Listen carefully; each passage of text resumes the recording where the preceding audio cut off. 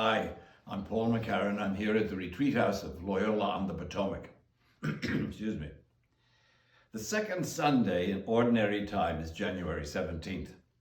The first reading that day is from the first book of Samuel. It tells the story of how young Samuel, who was learning to serve at the temple under the guidance of the high priest and judge named Eli, came to realize that the Lord wanted to talk to him.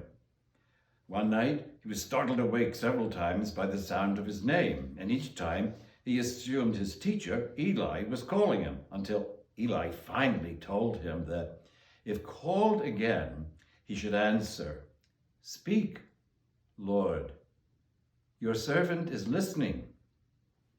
It's a simple lesson that we can take to heart. We can pray what Samuel was told to pray, and then listen.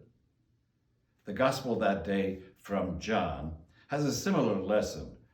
When two of the Baptist disciples ask Jesus where he's staying, Jesus says, "Come, you'll see."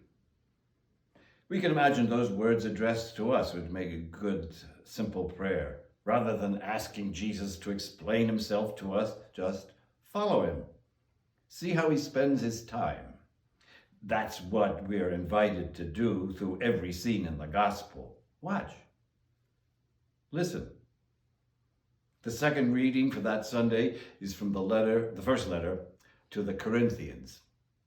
The section asks believers how they're spending their time.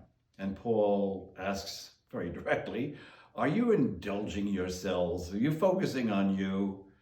He asks, haven't we believers entrusted our bodies ourselves to the Lord so that he can guide us, so that we can join him in being raised from the dead? Haven't we opened ourselves up to his Spirit? And didn't we do that because we accepted the good news Jesus proclaimed through his words and his examples? Paul is reminding us believers, that's all of us now, not just those he was writing to then, we must keep listening and watching the Lord.